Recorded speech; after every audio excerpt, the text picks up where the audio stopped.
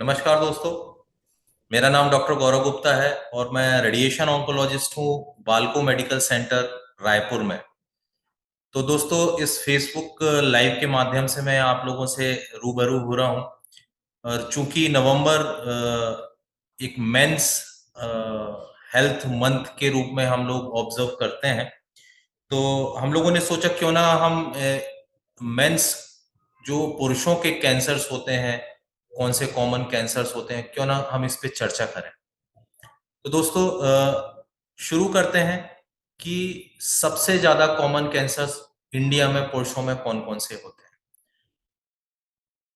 जैसा कि हम सबको विदित है कि इंडिया में टोबैको एक बहुत ही प्रेवेलेंट चीज है जो कि अनेक तरीकों से लोग कंज्यूम करते हैं। बीड़ी के रूप में, गुटखा के रूप में, गुड़ाकू के रूप में, सिगरेट के रूप में, और इसके साथ शराब भी पीते हैं। तो सबसे कॉमन जो कैंसर्स हैं वो हेड एंड नेक कैंसर्स हैं, लिप ओरल कैविटी के, क्योंकि इसी जगह पे गुटखा रखा जाता है। और इसी तंबाकू से दूसरा जो कॉमन कैंसर होता है लंग का, स्टमक का तीसरे नंबर पे। और इस तरीके से देखें तो बहुत सारी चीजें हैं जो हम इसी को एट्रीब्यूट कर सकते हैं, इसी को हम बोल सकते हैं कि इसी कारण से ये कैंसर्स होते हैं। तो इसके साइन सिम्टम्स क्या होते हैं? अगर हम हेड एंड नेक की, मुख व गले नाक की बात करें, तो नॉन हीलिंग अल्सर्स होना, नेक पे स्वेलिंग आना, अंदर की तरफ में कोई एक लीजन आना, अल्सरो प्रोलिफेरेटिव, या ब्लीडिंग होना उस लीजन्स में से। थोड़ा नीचे की तरफ आते हैं तो आवाज में परिवर्तन आना, निगलने में दिक्कत आना, सांस लेने में दिक्कत होना। तो ये सब दिक्कतें हैं जो कि, और ओरल कैविटी के जो कैंसर्स हैं उसको हम जल्दी पकड़ भी सकते हैं, क्योंकि डेली ब्रश करते हैं, डेली आईने में हम अपना चेहरा देखते हैं, तो ये पकड़ में भी जल्दी जाते हैं। अगर हम नीचे की तरफ थोड़े आते हैं लंग्स में, तो लंग्स में क्या साइन सिम्टम्स हो सकते हैं? लगातार खांसी आना, खांसी में जो बलगम आ रहा है उसमें ब्लड आना, चेस्ट पेन होना, सांस लेने में दिक्कत होना। मीन सांस लेने में दिक्कत नहीं हो रही, बट सांस लेने के साथ भी एयर हंगर बनी हुई है, इस प्रकार की दिक्कत हो सकती है। तो ये कार्सिनोमा लंग के साइन सिम्टम्स हो सकते हैं। नीचे की तरफ और जाए, स्टमक, जो कि बहुत ही कॉमन कैंसर है पुरुषों में। तो स्टमक मतलब कि पेट, आमाशय। पेट में जब कैंसर होता है या उसका कोई गठान आता है, तो पेट में दर्द होना, जलन होना, कुछ खा रहे हैं उल्टी होना, उल्टी में ब्लड निकलना, पॉटी के रास्ते अगर ब्लड आ रहा है तो उसमें वो ब्लड काला होके निकलता है जब पेट में से उसका रिसाव होता है। जो खाना खा रहे हैं वो पूरे तरीके से पास नहीं हो पा रहा है छोटी आंतों में, बड़ी आंतों में। तो इस प्रकार की जो दिक्कतें हैं, पेट का फूलापन, ये दिक्कतें हैं जो कि पेट के कैंसर्स में आती हैं। तो दोस्तों, अगर देखेंगे, ये सारी दिक्कतें कैंसर के कारण हो सकती हैं। जरूरी नहीं कि कैंसर, ये दिक्कतें हो रही तो कैंसर ही है। बट अगर हम किसी इन चीजों का इलाज करा रहे हैं, एक दो हफ्ते हो गए हैं, दो तीन बार इलाज हो चुका है, तो अपन डॉक्टर से चर्चा कर सकते हैं, उसको, उससे हम डिस्कशन कर सकते हैं कि क्यों ना हम इसको कैंसर की लाइन पे एक बार इन्वेस्टिगेट कर लें। क्योंकि कोई भी चीज अगर पकड़ में जल्दी आ जाती है, कोई भी ट्यूमर, कोई भी कैंसर जल्दी पकड़ में आता है, तो उसको ठीक होने की संभावना बहुत ज्यादा बढ़ जाती है। तो इन सब ट्यूमर्स के बारे में जैसे देखा कि भाई क्या कारण हो सकते हैं, उसके क्या साइन सिम्टम्स हो सकते हैं, तो इनका ट्रीटमेंट क्या हो सकता है। ट्रीटमेंट दोस्तों, तीन विधियों से प्रमुखतः कैंसर का इलाज होता है। सर्जरी, जिससे कि ट्यूमर को, कैंसर को उस जगह से ऑपरेट करके, एक्ससाइज करके निकाल दिया जाता है। दूसरा, रेडिएशन ट्रीटमेंट। जब उस जगह को सर्जरी से निकाल नहीं सकते, तो कैंसर को, जो सेल्स हैं, जो उसकी ट्यूमर है, उसी जगह पे उसको किल किया जाए। और साथ में कीमोथेरेपी। कीमोथेरेपी जब कैंसर या मैलिग्नेंट प्रोसेस शरीर के दूसरे हिस्सों में भी पहुंच जाती है, तब कीमोथेरेपी ड्रिप्स के माध्यम से दी जाती है, जो नसों के द्वारा दवाई अंदर जाती है शरीर में। और जहां जहां पे भी डिसीज के फोकस है, उस जगह पे वो पहुंचती है और डिसीज को किल करती है। बट कई जगह पे ऐसे ट्यूमर्स हैं जो कि सिर्फ और सिर्फ कीमोथेरेपी से ही ठीक होते हैं, जैसे लीकीमिया हो गया, लिम्फोमा हो गया। तो वो सिर्फ कीमोथेरेपी से ही ठीक होते हैं। कीमोथेरेपी कई बारी रेडिएशन के साथ में दी जाती है, जिससे कि रेडिएशन के असर को एनहांस किया जा सके, बढ़ाया जा सके। तो जब भी कहीं किसी जगह, इन जगह पे ट्यूमर होता है, तो इन्हीं 3 मोडेलिटी का मिक्स एंड मैच करके सीक्वेंस बना के ट्रीटमेंट किया जाता है और ट्यूमर को जड़ से ठीक करने की कोशिश की जाती है। तो दोस्तों, इस तरीके से देखेंगे तो एक सिर्फ हैबिट हमको दूर करनी है। क्यों ना हम इस माह में ये हम प्रण लें कि तंबाकू और शराब से हम दूर रहेंगे, जिससे कि आप देखेंगे तो मोस्ट कॉमन जो 4-5 कैंसर्स हैं पुरुषों के, उससे हम खुद ही बच जाएंगे, स्वतः ही हम उस चीज से अपना बचाव कर लेंगे। क्योंकि किसी विद्वान ने कहा है कि बचाव बहुत अच्छी चीज है, रादर देन कि कोई चीज हो जाए और उसका हम ट्रीटमेंट करें। Means prevention is better than cure. तो no tobacco from this month onwards and no smoking, no alcohol from this month onwards. तो दोस्तों, कुछ कैंसर्स ऐसे होते हैं जो कि सिर्फ और सिर्फ पुरुषों में ही होते हैं, क्योंकि वो कुछ ऑर्गन्स प्रकृति प्रदत्त होते हैं, जैसे कि पौरुष ग्रंथि होती है, प्रोस्टेट ग्लैंड होता है, अंडेदानी होती है जिनको हम टेस्टिस बोलते हैं, तो टेस्टिकुलर कैंसर्स होते हैं। तो दोस्तों, ये जो कुछ कैंसर्स हैं ये सिर्फ पुरुषों में ही होते हैं। अब प्रोस्टेट है, ये सामान्यतः ओल्ड एज पुरुषों में मिलता है, जब 60 के ऊपर होते हैं तो बहुत कॉमन हो जाता है उस समय पे, उसके पहले इतना कॉमन नहीं रहता है। और जब भी ये कैंसर होता है तो इसमें बेसिकली पेशाब से रिलेटेड जो दिक्कतें हैं वो शुरू हो जाती हैं, कि बार बार जाना, अर्जेंसी होना, जा रहे हैं तो उतने अच्छे से उसका फ्लो नहीं आना, हेजिटेंसी होना। बट बहुत ज्यादा चांसेस होते हैं कि जो प्रोस्टेट ग्लैंड है उसका सिर्फ बिनाइन हाइपरप्लेजिया हुआ हो। बिनाइन हाइपरप्लेजिया मतलब कि कैंसर डेवलप ना हुआ। बट धीरे धीरे जैसे जैसे पुरुषों की आयु बढ़ती जाती है तो प्रोस्टेट कैंसर होने की संभावना बढ़ती जाती है।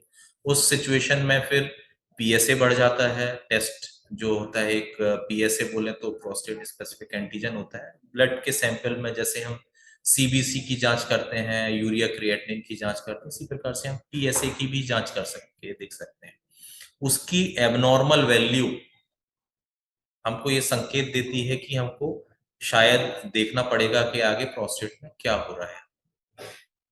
सामान्यतः इसका स्क्रीनिंग में टेस्ट नहीं होता है, क्योंकि ये बहुत ही शेयर डिसीजन होता है डॉक्टर्स और पेशेंट के बीच में कि हम इसको एज ए स्क्रीनिंग यूज करना है कि नहीं करना है। क्योंकि कई बारी प्रोस्टेट के कई सिचुएशंस ऐसी आती हैं जिसमें पीएसए बढ़ जाता है, तो पता लगा पीएसए बढ़ गया और हम बेवजह टेंशन में आ गए कि भाई कुछ और तो नहीं है। कई बारी पीएसए जो कई दूसरे कारणों से बढ़ता है, और कई बारी पेशेंट ही इतना ओल्ड एज में होता है कि सपोज अगर 70, 75 या 80 ईयर्स के कोई महानुभाव हैं जिनको कई प्रकार की दूसरी दिक्कतें भी हैं, जैसे कि शुगर, ब्लड प्रेशर भी है, कार्डियक रिलेटेड प्रॉब्लम्स भी हैं, तो उस सिचुएशन में फिर स्क्रीनिंग एडवाइजेबल नहीं होती है, क्योंकि वो 10 ईयर्स उनकी एक्सपेक्टेंसी लाइफ देखी जाती है कि अगर ये जल्दी ही इनका किसी दूसरे कारणों से कुछ हो सकता है तो फिर स्क्रीनिंग एडवाइस नहीं करते हैं। तो पीएसए एक बहुत ही सिंपल टेस्ट है जिससे हम पता लगा सकते हैं, but as a screening test करना उसका अभी भी थोड़ा सा डिबेटेबल है। टेस्टिकुलर कैंसर्स की बात करें तो टेस्टिकुलर कैंसर्स बच्चों में भी होते हैं। तो प्रमुखतः अगर टेस्टिस का डिसेंट, क्योंकि टेस्टिकल्स शरीर से बाहर की तरफ रहते हैं, अगर मगर जब वो बच्चा डेवलप हो रहा होता है तो वो बनते पेट के अंदर है, बट वो ग्रेजुअल माइग्रेशन उनका नीचे की तरफ हो जाता है। अगर किसी वजह से वो माइग्रेशन नीचे की तरफ नहीं हो पाया, वो पेट में ही रह गया, तो उन बच्चों में टेस्टिकुलर कैंसर्स होने की संभावना ज्यादा रहती है। कोई अगर एक टेस्टिस एट्रोफी है तो उसमें वो टेस्टिकुलर कैंसर होने की संभावना ज्यादा रहती है।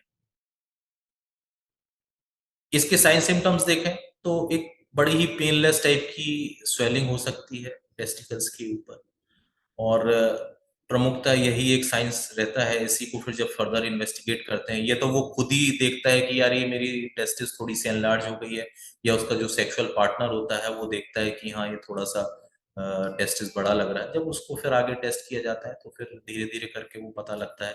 इसमें सीरम मार्कर्स भी होते हैं, और इसका जो ट्रीटमेंट होता है तो सर्जरी होता है फॉलोड बाय कीमोथेरेपी होता है, और ये बहुत अच्छे से ठीक होने वाले कैंसर्स होते हैं जिनको जड़ से समूल नाश हम कर सकते हैं। और एक बार ये ठीक हो जाए तो दोबारा होने की संभावना भी थोड़ी सी कम रहती है। प्रमुखतः टेस्टिकुलर कैंसर जो जर्म सेल ट्यूमर्स होते हैं वो ठीक हो जाते हैं। प्रोस्टेट कैंसर अगर देखें तो प्रोस्टेट कैंसर बहुत धीरे धीरे धीरे धीरे जैसे कछुए की रफ्तार रहती है उस तरीके से चलने वाले ट्यूमर, एकदम से बाकी जैसे ट्यूमर्स होते हैं वैसे नहीं बढ़ते, थोड़ा सा स्लो पेस में रहते हैं।